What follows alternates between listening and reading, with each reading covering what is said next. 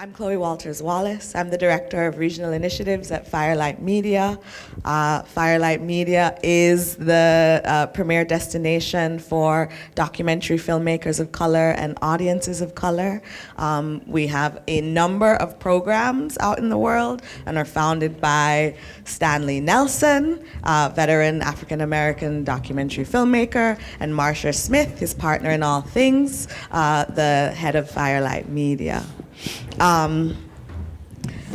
This panel is going to be fun. We're going to have a great conversation today.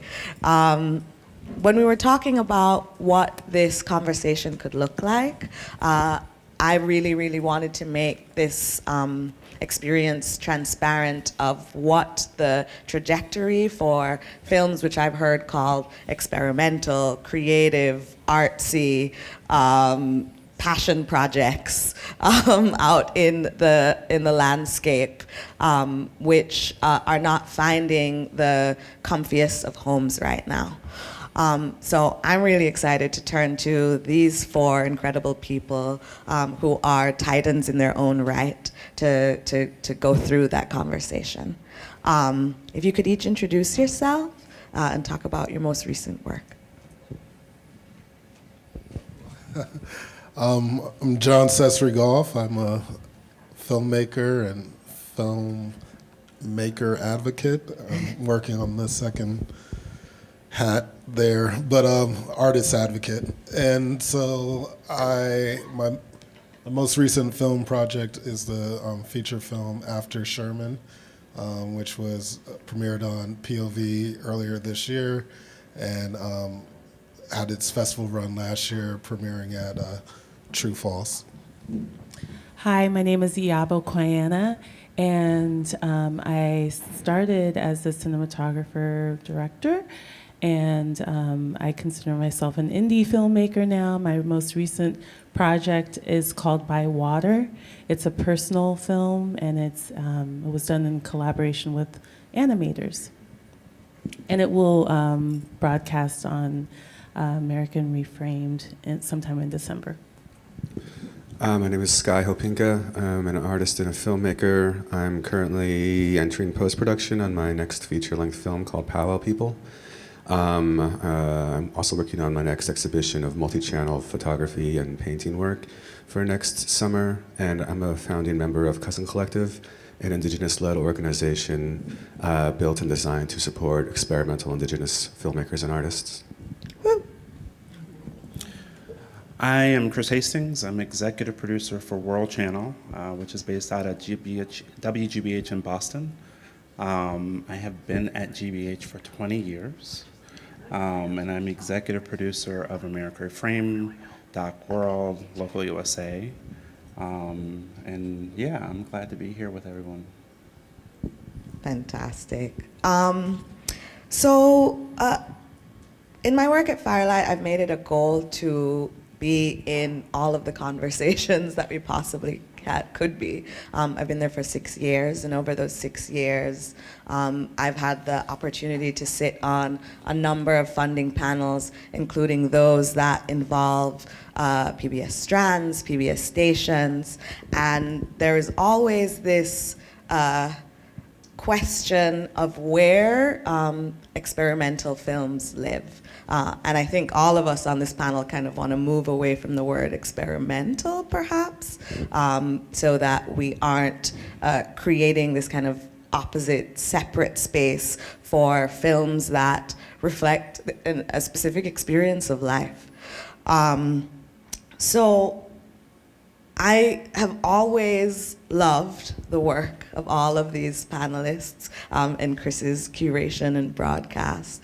And so I wanted to start with, for the filmmakers, how you approach your practice, how you kind of delve into telling a nonlinear story, and the way that you wish to express yourself visually. Anyone who'd like to start can start. Oh, and I've also been asked for everyone to speak up. That's possible. I'll jump in. So my background is actually in advertising, marketing, and commercial production. So in my past life, I was a cinematographer primarily, and Predator was the third producer, editor, director. Horrible word. Horrible Oh my word. God. But in 1999, it was all the rage. And so I was actually a part of some of the first branded entertainment teams, like with Microsoft. And so I have this whole previous life of making hundreds, if not thousands, of branded entertainment pieces for the internet. And what I found interesting in that time of my life, the majority of the stories I would produce did not pertain to my identity, right? And so I would ask the question, well, when could I do something that's like sort of targeted at my demographic? And the response was that my demographic doesn't deserve direct targeting for marketing. They were like, we don't need to create branded entertainment for black men.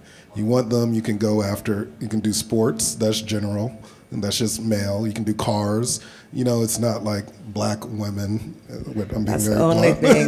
That's the only thing that men That like. matters. They can pitch, like I was doing a lot of hair care sort of products. And so all of that to say, I was making things knowing that they were not intended for me to consume. And so in my personal practice, which has always existed, the work was not being made for an audience, it was being made for my own desires and need to have creative fulfillment. And so when I started working on this feature film, the question of audience became very particular because it was for me, it was for my community, and the way in which I would go about telling that story needed to be specific for that community. And so I think that's a distinction in not, in knowing that there are spaces that do not respect or consider me as a consumer or an audience member, and yet I consume and watch things, and having to sort of facilitate that through my mind and my being as I create. Yeah. That is so important to consider as well, that who, as a filmmaker, are the people that are promoting you, and are they creating content for you as well? So I definitely relate to that.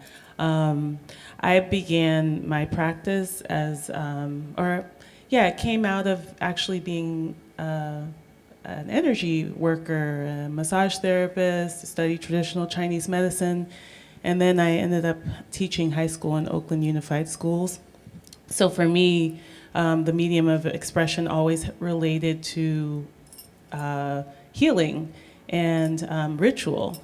And so for most of my, after film school, I did a lot of conventional cinematography, work that was considered objective, which is something that I'm trying to run from. The idea of objectivity, I think, is very dangerous.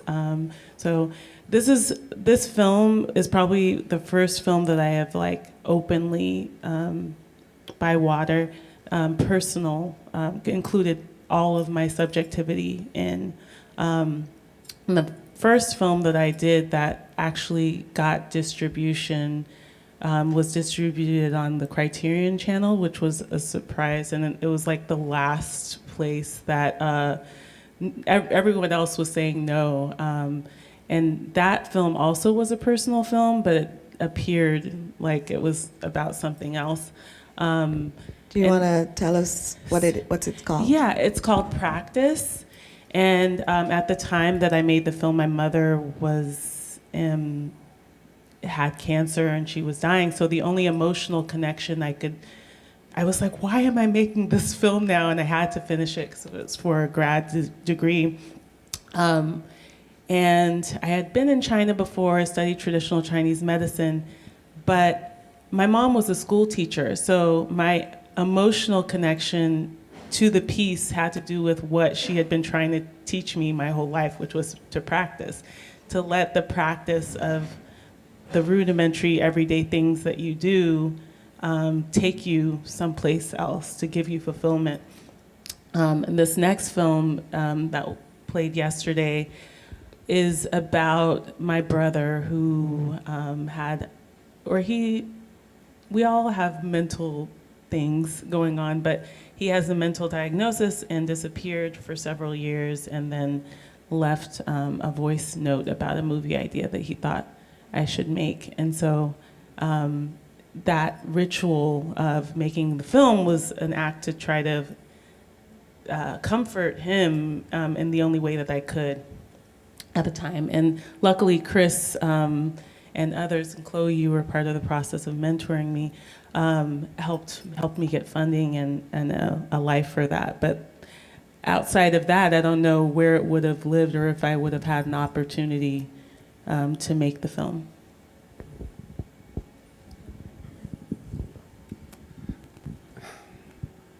I mean, I tend to, well, I mean, first I like the word experimental in some contexts. Sorry. No, it's an interesting conversation because it in some contexts it totally is helpful, in others it's not.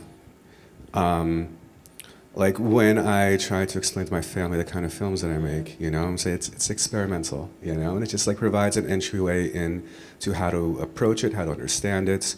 But then there's a whole other realm of unpacking that needs to be done and explaining what this work is and what it's trying to do.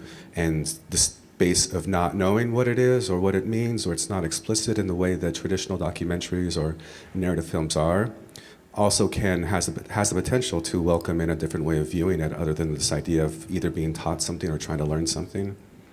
But I remember specifically my very first Sundance in 2016.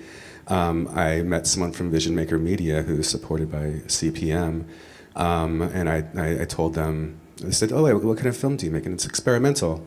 And they told me, oh, we don't support experimental film. And then they turned around and walked away. And, that stuck with me because I was fairly early in my experimental filmmaking career and still like looking for my voice, but also leaning into the voice, into this idea that I'm making the films that no one is asking me to make. No one cares about indigenous meditations on family, on language, on landscape. These aren't the things that funders are looking for. And so, it reinforced that idea that I need to keep on making these films, and I'm gonna have to do it in whatever sort of scrappy way that I can, whether it's, owning my own camera, editing my own work, doing my own sound work, and just being self-sustaining and self-producing. And that has allowed me to flourish and to explore these different realms of my creative practice that is part of the avant-garde, part of these experimental film traditions, but then also part of an indigenous film tradition. And even as we're trying to look more for what it means to be an indigenous filmmaker, to tell these stories that have been around since the time of our ancestors, and how do we tell those stories with these means and these technologies that we have today? How do we do so ethically, and how do we do so responsibly, so we're not participating in this practice of exploitation and extraction that a lot of media of the last 100 years has participated in? I mean, ostensibly the first documentary film, is Nanook of the North, extractive and a commercial, And even before that, there was Edward Curtis's In the Land of the Headhunters, which is, totally making a fantasy or participating in that extraction of Northwest stories in the early 1900s. And so this entire foundation of documentary film is built on those practices. And so then how do we use these tools to resist those practices and try to, one, have a sense of agency over how we're telling our stories, and two, supporting the stories that, again, aren't asking to be told. Thank you so much for that, Sky. I think that deserves a round of applause. Like, all of this deserves a round of applause right now.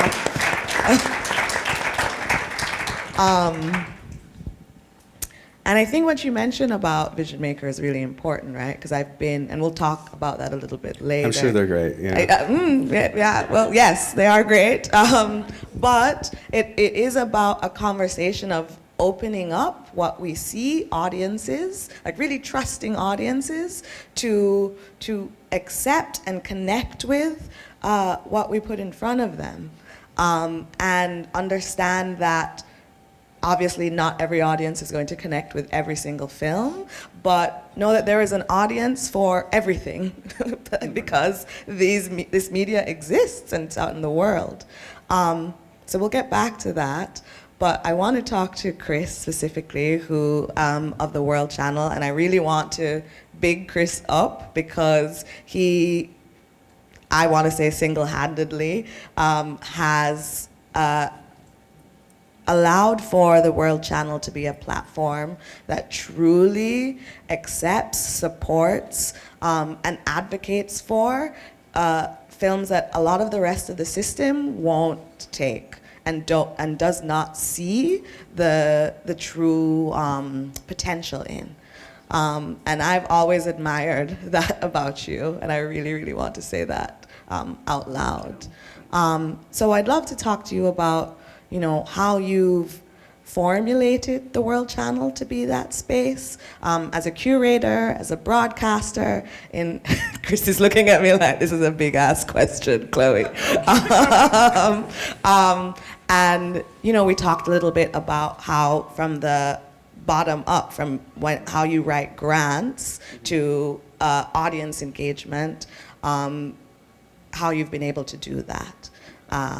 And then maybe you and Iyabo can talk a little bit about how you've worked together. Definitely. Well, let me start by saying, first, thanks for allowing this conversation. Second, the work that we've been doing at World Channel, it isn't just me. It's a collective effort that has happened over many years, which actually started with funding from the Corporation for Public Broadcasting. My first boss at WGBH, Marita Rivero, who was general manager of television, had the idea with CPB that we could use the public airways in a different way through digital broadcasts. So when you think about how television broadcast works and still works, there was the opportunity to rebrand a news and documentary channel with the idea that we wanted to have a space for diverse perspectives and for diverse communities, for content from diverse makers for diverse communities. And really, it was meant to be an enhancement of PBS. It wasn't meant to be in competition. It wasn't meant to do something different. It was an opportunity to sort of make space where the criticism for public media was there wasn't enough space for independent content. There was enough space for diverse perspectives, but we were funding it, right, through the NMCA and through ITVS. And so the idea of it came from, well, how do we make more space using the public airways? And so what was great about that is that at the time at GBH, and like I said, I've been there for 20 years, and so this wasn't my first go around of working with independent makers. I used to run a program called the GBH Lab many years ago, which I opened GBH's first YouTube channel in 2007 or 2008. And I was doing short form content and won a couple Emmys locally. And my boss was like, can you do something like that on this thing that we're trying to do? And I said, sure. And I partnered with the NMCA, one of them Vision Maker, to really look at what they were bringing into the system and to find space and to create opportunities where there just wasn't enough opportunities for makers who were independently funding, independently producing, were sitting at the time at Final Cut making content and getting it out in unique ways. And it was just sort of all over the place. Some of it might have went into POV, some of it might have went into independent lens, but there just wasn't enough space for this content that was being funded, was being produced, but just didn't have enough space. So my job was really meant to sort of connect the dots for where makers were creating to where there could be space within public media. And that opportunity turned into really branding something that has become, like as I'm listening to all of you ever have imposter syndrome? It's like, I'm glad you see it, because it really has been a work of love to stitch a quilt of public media to enhance what public media has been doing really well for about 70 years, but needed more opportunity. And so to see and hear this, like, keep hearing my name, okay, but it's not just me. There's lots of people behind the scenes and lots of organizations. Firelight, who I've, since my day one, ITVS, POV, NMCA, Vision Maker, to really find opportunities for this work that was being produced, but just needed to be a part of public media. Fast forward to, what are we on, 2023, going on 2024? There's still a reason for World Channel, right? As we continue to look at work that's coming through the system, we continue to partner with PBS. We continue to receive funding from the Corporation for Public Broadcasting, which is sort of our base funder. We keep trying to find new opportunities to present work in new ways, and we expand our partnerships. So Iyabo's film came out of a partnership with someone who I went through the Just Films Rockwood Fellowship with at Black Star, Marari. And for those of you who don't know the Black Star Film Festival, it's another awesome film festival from the best city on earth, Philadelphia, because that's my hometown. And we used to support the Black Star Pitch. And through the Black Star Pitch, we said we were going to do something different. And so for the money that I had from my funders, include the Corporation Public Tourism, we funded that pitch. And out of that pitch, she had the best pitch. She had the most authentic pitch. And for the people on the panel, which I believe you were a part, that was an interesting pitch. It was the first sort of pitch during the pandemic. And she made us cry. She made us feel. And we just said, this is the story that we need to ride with. And so I didn't know where it was gonna go. You really didn't even know if it was going to be finished. I didn't know what was going to be finished, but what I believed in was you, as a creator, and the structural power that I had to sort of say yes. That was the easiest thing. The hard part is connecting it to an audience, which we're doing right now, by taking the film to festivals. Like, I don't know if people know this, but the film went to Sundance. And had an awesome premiere. The film has gone on and won the San Francisco International Film Festival, which qualified it for an Academy Award, which I was online submitting that for. And so I think the opportunity of saying yes to something where we don't know where it was going, I'm going to use the word investment. It was a good investment to showing the world that there are different forms of creative expression and content for audiences that have similar situations as your family. And I'm so proud that we made that investment in you. And I hope, the relationship goes on. Most of my work, I get it when it's done. I was with you as you were making it. And so that for me was, I'm not a filmmaker in the say, but to be able to be in a room with you while you're making it and working through those questions, it helped me re-energize me, sustain me in this work that I've been doing for a long time. And so I thank you for trusting me as I trusted you. So it was a partnership. All this is a partnership, right?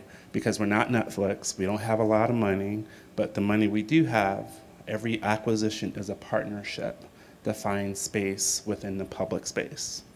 So I don't know if I answered your question, but. I think you did. Okay. It was great. Iyabo, do you want to respond to that a little bit about working with the public media system? Yeah, I think I was surprised how much Chris kept saying, well, I want you to make the film that you want to make. I have been, like I said, my previous film was rejected from so many different homes, final homes. We did well on the festival circuit, but everyone was like writing back feedback. Do you think you could change this and this and this? So I was really surprised that for Chris, it seemed to be about, this is really important for you to put out in an authentic way. And I think that, it's so important to have the different energies that create and facilitate the space for public media or for the World Channel to be able to be receptive, or for Chris to be able to be receptive. So we need like the avant-garde to push the envelope and to be almost like the anti-narrative. We need those voices to be present in order to push the envelope further. For me, the film was very much like a ritual. And through the process of making the film, my brother showed up, like within the first couple months of me making the film. So I think engaging, like rejecting like the dominant frameworks of what constitutes the public good and what forms of expression should be in the public good, and realizing that for some of us, like, there's all types of different reasons we're making these films, from personal enrichment to a prayer, a plea to the universe. There's all kinds of reasons behind it. So so I just wanted to thank you also, Chris, for trusting me. It took a long time. We made it during the pandemic, and it's difficult. Thank you so much, Iyabo. I love this partnership. I'm going to turn back to this question of, for the filmmakers, where you did find homes for your films, where you have found homes for your films. The first time I ever saw John's work before meeting him, the Ace Hotel has this program for creatives where they will share all kinds of different sort of artistic installations. And I don't remember what the name of the work was, but it was a beautiful piece on top of a roof. And I just remember being mesmerized, and that's where I found John's work. I found Iyabo's work in the film festival. That's where I first experienced your work, practice, and was mesmerized. And with Sky, I found Wawa online, and was also just transfixed. I'm from Jamaica. Patois is a language that we're trying to codify as the official language of Jamaica. And so it was really amazing to watch Wawa and see how you were kind of navigating this space. So I don't know if you each want to talk about where you've been able to find homes for your work and how audiences have responded to it. Because a lot of this conversation is about, as the streamers are turning away from independence, as we're having these conversations with PBS and stations about where non-traditional forms of storytelling should land, how again do we trust our audiences to know that there will be someone there to watch it? Sky, how about we start with you? I mean, I guess my work exists and lives in a lot of different places, and that's been really great to see. I think the first sort of realm of distribution that I had was with the Video Data Bank based in Chicago, as part of the SAIC, the School of Art Institute of Chicago. And like, they're an experimental film distributor, and they're an experimental film archive, and it was really like the first step of like, oh my God, I've started to like enter this realm of like making it by, getting distribution from VDB, and just everyone I looked up to, like, had distribution through Video Data Bank. So that was really important to me, to feeling validated in my practice. And also like handing off this relationship of sending films out to film festivals or acquisitions by, schools or libraries or institutions. That was the first sort of way that I could see like where film lives in these different realms. And that was probably 2016, 2015 maybe. But since then, I've had some of my work show on the Criterion channel with my shorts and my feature. But since the pandemic, there was a moment where, as a teacher, you teach film and you want to show students work, and it's really hard because you didn't have access to the libraries, and there was a lot of filmmakers that just made their work available online, and I was one of them. And it felt really good and cathartic. I really hate the festival practice of premiere status, And it does a lot of harm to a lot of filmmakers in getting their work out there, and it creates this sort of manufactured idea, idea of scarcity. You know, I mean, you know, just because an audience of maybe 50 or 60 people in New York City are going to watch a film doesn't mean that at another venue in a city of like 10 million people, they aren't going to watch it again, you know, or have a different set of 50 people, or however many people go to this festival. And so it felt really good to kind of just like, here's all my films. They're free online. You know, you can go to my website, go to my Vimeo and watch them. And it just, you know, as someone that uses films as a teaching tool, it was also great to experience other people's films that they decided to share. And thankfully so, you know, it's also really important for students or young filmmakers to see the breadth of film and practices and what is out there and what has been done, and also how there's room to do so much more. And so I still have that, you know, and it always feels good to someone to come up to me and say, hey, you know, I taught your film in my class, or I watched it for this time or this time or this time.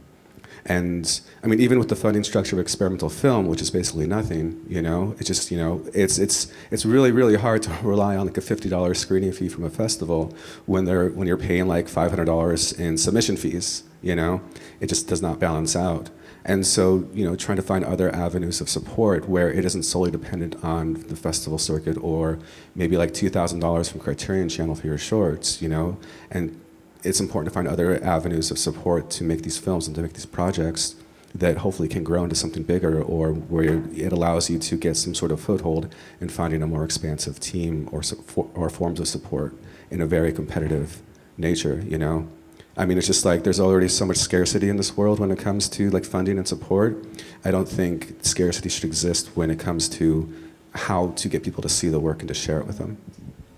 Can you also talk a little bit about Cousin and how you guys have formulated that and kind of partnered with the art world as well? You've done a lot of work in the art realm. I don't know if you want to talk about that a little bit. Yeah, I mean, well, it began actually with me, Adam Khalil, Adam Perron, and Alex Lazarowicz, indigenous filmmakers. And it really began because like I'd go on the experimental film circuit, you know, go to these different festivals, and for years everyone was always like, have you met Adam Khalil? He's another experimental filmmaker who's native. And it's just, I heard that all the time. And it's just because we were the only two, you know? And then it was like, do you know this person? And, you know, the experimental film world is small, the indigenous experimental film world is even smaller. And it just like, it was developed out of this desire to like find each other, to not feel alone, and also to not race to be the token, you know? It's like we don't want to be the one Indian in the room that, you know, makes experimental film and is cool or whatever, you know? It's just, it's lonely, and it's really hard to exist in that realm. And so like once the four of us like found each other, you know, we just were talking about this idea of support and funding and sustainability. And Alex is from Canada, and there's a lot of funding for film in Canada. It's definitely not a grass is greener kind of thing, you know. They have their own issues and problems in getting support for that work, but in the United States, it's like I said, it's pretty much non-existent. And so we wanted to find a way to support indigenous experimental filmmakers to make these films, because there's nothing. I mean, I'm sure there's some, but you know, it's just like it's really, like I said, maybe one or two things. And so our first year, which I think was in 2020, where we got some funding from CineReach, we, I guess we granted it or just like gave it out to 10 filmmakers ranging from $5,000 to $10,000 to support their practices and their projects. Since then, we further refined it in ways in response to the sort of like art world's kind of practice of supporting practice rather than projects. Because, you know, we don't want a deliverable, we don't want to make sure, you know, give you feedback and edit on every cut. You know, if you want our feedback, by all means, we're happy to give it. But if you want to pay your bills, you know, if you want to buy a new camera, if you want to, you know, pay for that damn subscription to Premiere or Creative Cloud, you know, you can do that. Or if you want to buy Final Cut for $300, you know, and just never pay it. Or just live as a person. Yeah.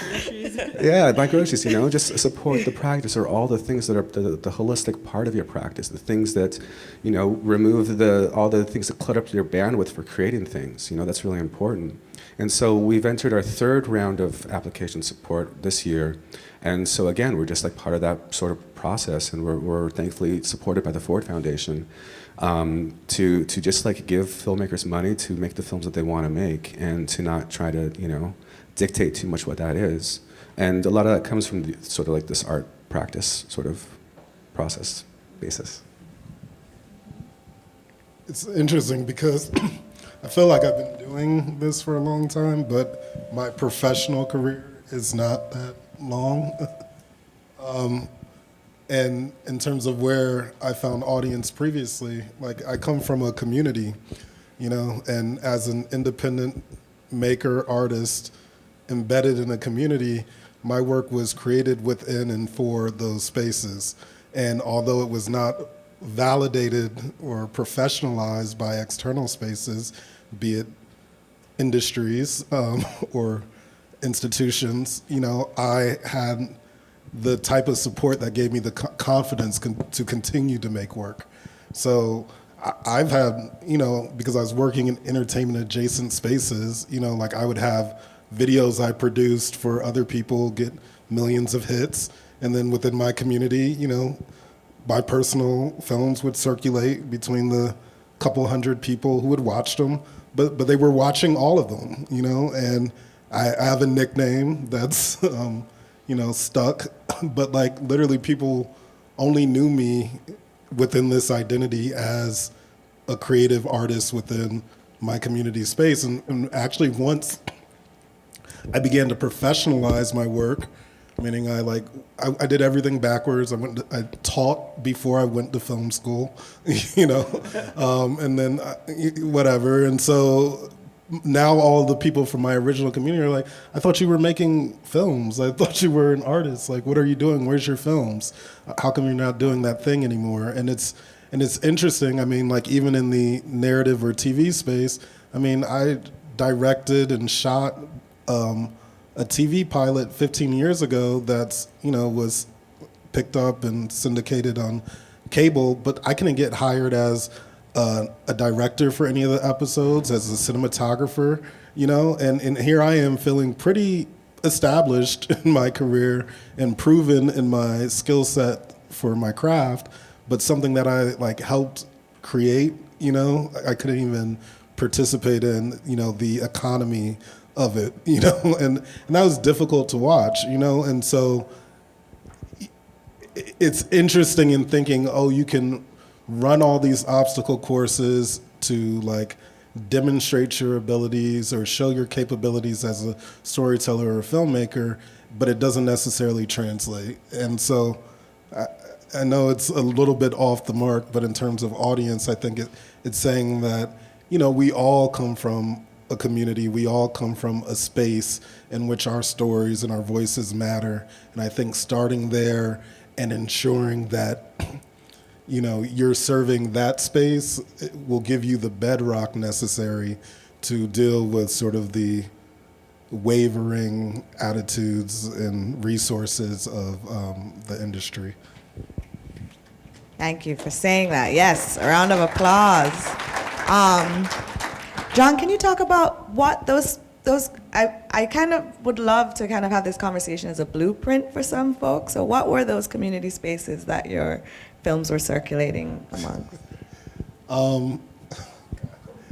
It's really complicated, but Sorry. in particular, one space, I went to a historically black college, Morehouse College in Atlanta, Georgia, and there's an HBCU space and network, and there really weren't a lot of people who had cameras in my era. I was one of few. The other one is a major cinematographer, and so that's a space. I come from a black church tradition in space, so that's another space in which my work circulates. I come from a regional context in that my family's Gullah Geechee from coastal South Carolina, and so that is a space in which I've always had audience and people interested in my work. I come from an organizing space, and so things circulated through that. We were doing a lot of grassroots videos for when Obama first mentioned he was going to run. So the quarterly reporting deadline, a friend of mine was in law school at the time and was like, we need to make a video to help Obama meet the quarterly reporting deadline. I was like, sure, why not? I don't know what that is. That's huge. And so we did that, and I did all of the major urban, digital outlets and spaces. So your Bossops, Madame Noir's, News One, Urban One. I covered everything from political campaigns, conventions, to celebrity hair tips. So within those community and spaces, I had already sort of built a natural community for my work. But I think that's important because they're so deeply connected to your identity and like all the things that matter to you, that can also be replicated for everyone here, right? Like that's really exciting. I want to get to Iyabo before we run out of time. Just briefly, it just reminds me of before social media was social media. Peter Broderick had the Peter Broderick distribution model, which was know your audience, and all of those things that you listed are ways of understanding and identifying who the people are that love you and that will support your work, and also conceivably you're making the work for. And to sort of end our reliance on other people giving us permission to have our work distributed. Yeah. And it also kind of, recently my emphasis has shifted into more of a public humanities approach. Like the work is a conversation starter for possibly other communities to grab hold of, to inspire them to do their own work. And I think that issue of audience is something that, has been really real for me in terms of distribution. Yeah. Awesome. My last question before we move to questions from the audience is what we'd like to see. I'm a big fan of talking about dreams, of talking about what is possible for the future. So I'd love to know, I think about, do there need to be partnerships between PBS and art spaces? Do there need to be just a broader understanding and openness of how we build those community spaces out in the world? I don't know. I have no idea. Dreams are to be made. So, Chris, I don't know if you want to start? I mean, I think the great thing is that those spaces exist and they're doing it without permission. And my dream, I guess I'm living the dream, is to try to connect the dots to these more traditional platforms, like PBS, to these non-traditional spaces where content is being created, where people are sort of standing up, funding, and making the content. The question is, how do you connect the dots to these more traditional platforms, which, they actually need these voices? America is in a transition, and it's been in a transition for many years. And a lot of the work that I hope I'm doing is to sort of think ahead to what's going to be needed. And that's more diverse voices, because America is more diverse than it's ever been and will be as we head towards 2020, 2040. And so I think as we think about the dream is a more inclusive future. So that's probably being very aspirational. But that's how I live my life, and the work that I'm doing is the work that we're doing is to sort of, what do we think this needs to look like in the future? Thank you, Chris. Thank you. Iyabo, do you want to go next?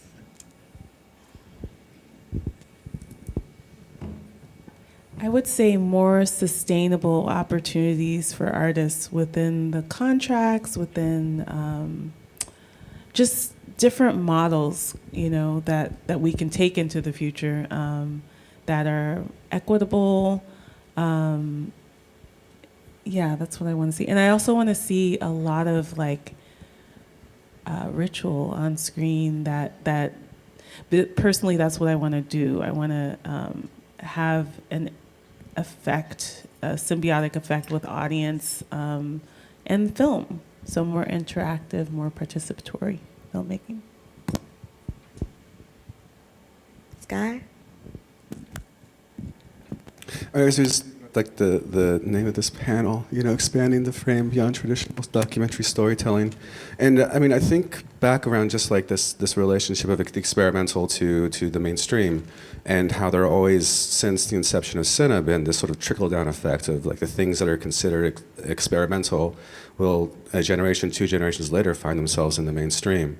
Like the documentarians that are making what we consider mainstream today, like they were probably in some experimental film classes in film school, or saw some Stan Brakhage or whatever, And so it's like these things affect the filmmakers today that are doing the work out there that mainstream audiences see. And I mean, even like films from PBS in the 80s, 90s, or whenever, it's like those are some weird films, and it's beautiful, and I don't know. I think just it's important to remember too, even like as experimental filmmakers, that the people that are in charge of these institutions, that are in charge of like these sort of directives, that these funders, PBS, Vision Maker, whoever, like they're human beings that are also changing over time and are also part of these conversations and are also thinking through these problems. And I don't know. I think just the thing I dream of or hope for or am waiting for, and also just I know that this is happening, is a sort of re-engagement with the ways that what is deemed risky, I think we were talking about that earlier, isn't really a risk. It's an investment into the creative practices that are really going to shape the future of how we see film, how we see cinema, especially in mediums like TikTok, which I think are really exciting. And I think that these kids are doing some really great things. And I mean, I maybe I'm an old timer now, but I can't wait to be even more of an old timer and see what these crazy kids are doing, because it's gonna blow my mind. Absolutely. Can you imagine Marlon Riggs trying to pitch Tongues Untied today to public media? I mean, given the things I heard about my own work, I can only imagine. But I think I imagine a future where there's more intentionality behind the ways in which we work and the ways we work together. I would envision a future where journalism is not conflated with documentary or in reverse, because they're two very different disciplines and both incredibly flawed. But documentarians spend a lot of time with their subject, at least if they're making a good documentary film, in my opinion. And so I would like to see a space in which documentary, independent documentary or nonfiction storytelling, whatever form it may take, is honored and respected the way people privilege journalism without any sort of critique or deep analysis or introspection. And I think a lot has been taken for granted and a lot has been overlaid onto our practices that don't work. And it's time to let it go and move on and create spaces like Chris is doing, multiple spaces where at noon, at 5 p.m., you can catch a documentary film on public television. You don't have to wait until midnight or 3 a.m., depending on your market. Amen.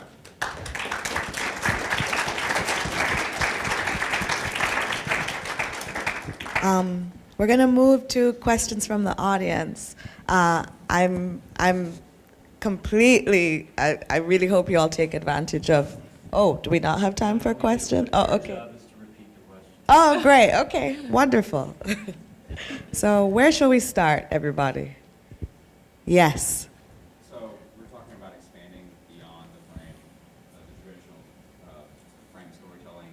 What are some examples that you guys have expanded beyond storytelling, and why did you feel like that's the best choice to take? The question was, what are some examples from the panel of times when they've expanded beyond the traditional frame of storytelling, and why did you choose? Why was that the best choice? Why was that the best choice for you? Yeah, all the time. I think, especially in tracking it alongside social change, it's never a single project or a single idea.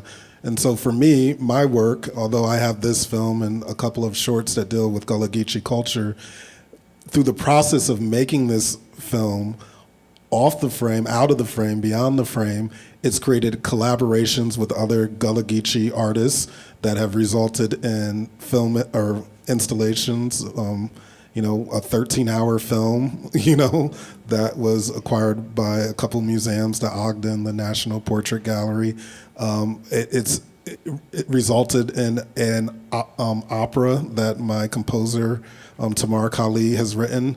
It has resulted in organizing in terms of protecting heirs' property in South Carolina, coastal South Carolina. So all of this is happening beyond the frame, but the process of making the film has created the opportunities for, those things to be possible. I was very much influenced by someone named Saidiya Hartman, and she uses a term called critical fabulation. I don't see who's the person that asked the question, but yeah. And my film kind of blends documentary with fantasy in a way. And what she talks about is, as people that don't know their history, we can't always rely on an objective, well, no one can really rely on an objective rendition of history because it's all speculative. So bringing a lot of the speculative into my practice was important. So I used animation as well as archival in order to do that. And also it was important to kind of protect like my brother's image, and so yeah, that's why I used that. And then I also rely on a woman named Trin Minh Ha a lot in terms of incredible. Yeah, re-evaluating an ethnographic position, which ethnography is a form of anthropology that has done a lot of harm in terms of like filmmaking. And so what Trin Minh Ha talks about is like including more of yourself and being with rather than seeing the people that you're filming as objects, being like co-authors, so yeah. Can I offer just a piggyback? Michelle Lanier, who's a filmmaker and film producer and anthropologist and cartographer now, uses the term spirit-centered ethnography, which is sort of an evolution of Ruth Behar's sort of vulnerable observer theory, in which you do that. You really recognize the other in your practice, and so it's not extractive or just examining. Zora Neale Hurston. Chris? All I was going to add is that a part of expanding the frame is also building bridges to the work that is different. And so one of the things that I'm trying to do with everything we present is to provide some context around the work for audiences that don't get it, or who aren't there yet. For every presentation, for a community, as a curator, my job is to make sure that I'm putting things in its place. And even with Iyabo's film, one of the things we're talking about is how do we wrap around it in a safe way so that for audiences that don't know the whole backstory of it, how do we get that at the time of the presentation? At festivals, you get a chance to have a QA. But on television, you don't always get that. You don't always get the setup. And so that's part of the reason why we started strands like a Mercury Frame, so that we could build a place to bridge the gap between audiences who aren't there yet, but they came because it was on 12 o'clock on a Friday. But we want to try to keep doing that with everything that we're presenting.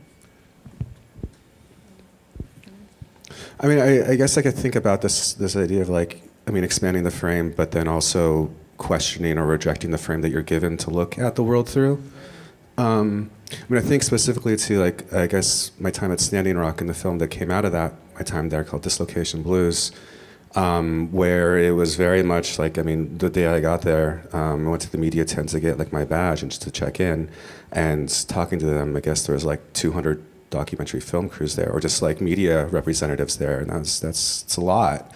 And it's just walking through that space and seeing the kind of films that were being in the process of being made, very traditional in terms of just looking at this thing from a journalistic perspective, or Or actually, I was talking to a friend, and he was like, when are they going to realize that the loudest Indian isn't the one they should be talking to, you know? And it's just like part of that idea of just like the spectacular, the sort of like loud, sort of aggressive, the angry Indian, these tropes that are established by the media is a frame very much that we're given, and how do you expand that, or how do you reshift it, or how do you turn away from it? And so I ended up making a short film that was kind of like a meditation on how do you process your time there, and how do you reflect on this movement, and how are you critical of it, and who can you be critical to it with? You know, like, I mean, I don't want to, you know, be critical of this movement to my white friends and have them say, well, my Indian friend Scott said this, this, and this, you know? And it's just like, that's you know, there's a certain sense of protection that you also want to give to the space where you care about it, but it also needs to have critical evaluation. And that's not the frame that I'm asked to look through this stuff, or people are expecting. And it was part of like the New York Film Festival, and I don't know if they still do this, but they put the films that are on there on Mubi for like a month. And so one thing I never recommend doing is reading the comments, you know?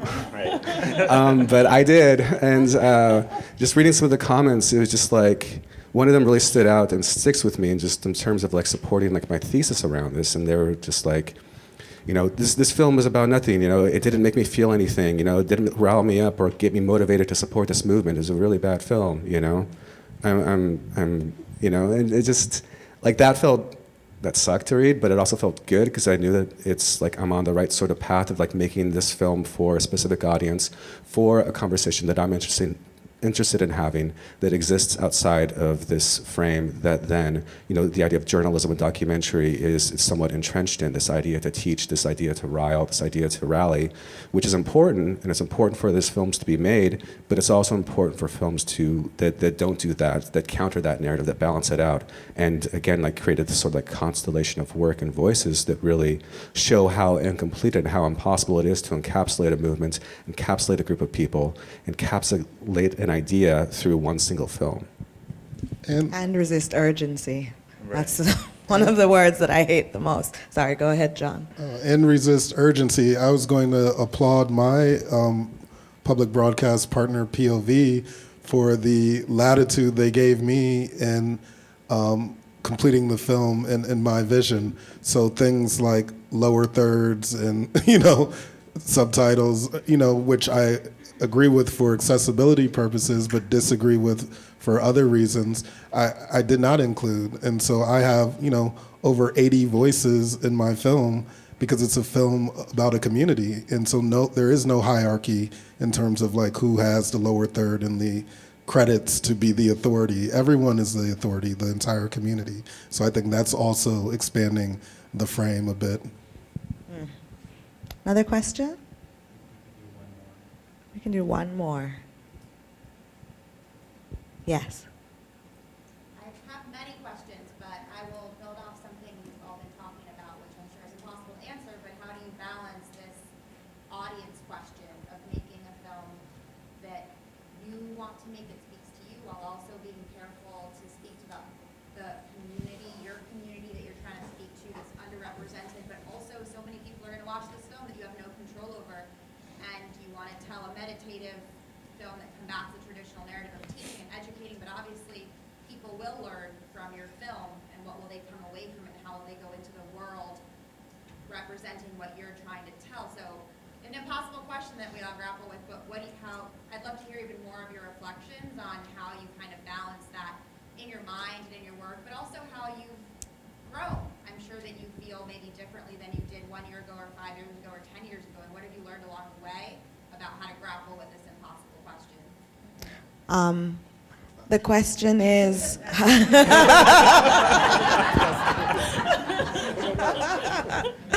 I'm going to do my best, but how do you grapple with this duality of making work for your community and the experience of the folks outside of your community, and how do you grow through that process?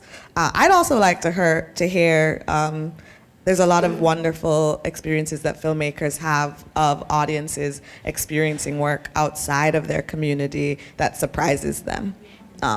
And for you, Chris, you could talk about how people have responded to work on World. if you want to. I think in curating for a broad community, I have to be representative of the many spaces that exist. And so when I'm sitting down and I'm thinking about a slate, I'm looking at it from who's not being represented in that slate, what region of the country is not being represented in that slate, what languages aren't not being represented in that slate. And so I think it's always a work in progress. Sometimes within a year, there are areas that get missed out on, so I try to make up for it in the year coming. But I also try to pay attention to what the various communities are talking about. And so, like as we head into 2024, the big sort of opportunity for me is I get to talk about democracy through the lens of diversity. So trying to find films that sort of hit that broad theme is important for me, because A, we're heading to election year, but in about 3 years, we're going to be celebrating 250 years of democracy. But I think we all have different opinions about that. And so I want to make sure that over the next 3 years that we're trying to hit those different communities to sort of see what the feeling is about our democracy. And hopefully I can find the hope in our democracy, where within the news media, they're talking about democracy being at risk. I don't believe that. I think 250 years ago, our democracy wasn't very representative. But when you think about it now, particularly locally and regionally, there's more representation in our democracy. And so as my curation evolves, I try to listen to those communities and try to hear what they want to share. Sorry. I think like the films and the works don't exist in a vacuum. Even if it's like, a festival and you don't read the synopsis, or on TV and you just happen to flip through it. I think that it is dependent on curators and programmers that take the risk and help contextualize, and that's their role and their job, and is really helpful and beneficial. It's the role of the audience also. I mean, I think that audiences are responsible for engaging the things that they view. And audiences are smart. You have to respect audiences. They have the ability to ask questions, to research, and to engage, and to question their own dislike of something they're experiencing. If you think this is boring, don't stop there, ask why. You think this is dumb, don't stop there, ask why. And for me, as much as I focus on, a Ho-Chunk audience, my tribe, an indigenous audience, a Native American audience, whoever it is, that doesn't also preclude an audience outside of those communities from engaging in the work. And I'm not saying that it should. I'm just saying that I'm speaking to this audience in the vernacular that I know, in the language that I know, with the shorthand that I know. And now you, who traditionally have been the center, like a primarily white audience, are now in a position that you're uncomfortable with and not used to. Revel in that, enjoy that sort of space, enjoy the aspect of not knowing what things are and what they mean. And I really try to counter through my work the sort of entitlement of knowledge that is dominant in Western understanding of being, through ethnographic film, through archaeology, anthropology, whatever it is. Just because something exists doesn't mean you have access to the information that's behind it or the knowledge there. There's some things that you just can't know that's only for us. And I think that's okay. I mean, I'm sorry that, I'm not sorry, but sometimes audiences get frustrated because they don't know what things are or what they mean. And I'm just like, there's another invitation to engage with that information or that knowledge. How does that apply to your own experiences? Or how beautiful it is to not know something and to have this sort of sense of wonderment and just trying to fill in the gaps in your own sort of way. But then also, ask questions. We can talk about it. I just really want to unburden the work from having to do that labor. I'm happy to do it myself on the stage, but I don't think that the work should have to do that in some regards. It's part of a more holistic way of looking at how these things exist and how they have the potential to exist, not only on the screen, but in conversations and in coffee shops and in bars and in classrooms, in living rooms, wherever that might be.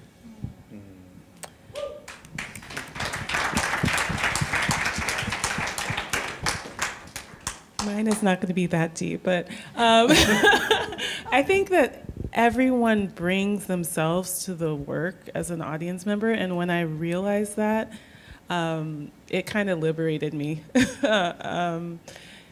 And that happened a lot with my film practice because I had a particular demographic that was seeing it as, it's a film about thousands of individual Chinese boys, mostly performing kung fu at a place near the Shaolin Temple.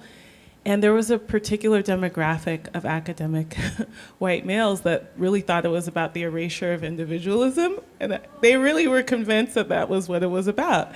And so it was so absurd to me that it showed me that you can't really control what an audience thinks about your work. But the more we are authentic in putting out work, the more it becomes part of this collective consciousness, and that is like the culture work that is necessary to expand past, dominant tropes, I think. Yeah, and I constantly like to make this distinction between entertainment and cinema because I love both. But I feel like in true cinema, you have the opportunity to be authentic, to represent your own personal truth. And I think, in art in general, all artists and some theologians are in search of the absolute. And I think that that is something that becomes very universal if you can tap into that, and film as a ritual, as something that can be performed over and over again to a level of almost consistency that you can't do in a live performance. I think it's important to consider what are the things you want people to ingest over and over and over again. And for me, violence is not one of those things, and so thank you. So for entertainment, I can watch Will Smith kill 100 people, but I don't want to relive a massacre every day just because the footage is available. That is another panel altogether. I just want to thank everybody up on stage. Thank you so much for being so generous with your thoughts and your experience. Thanks to all of you for staying, hanging out, listening. We'll see you in the streets.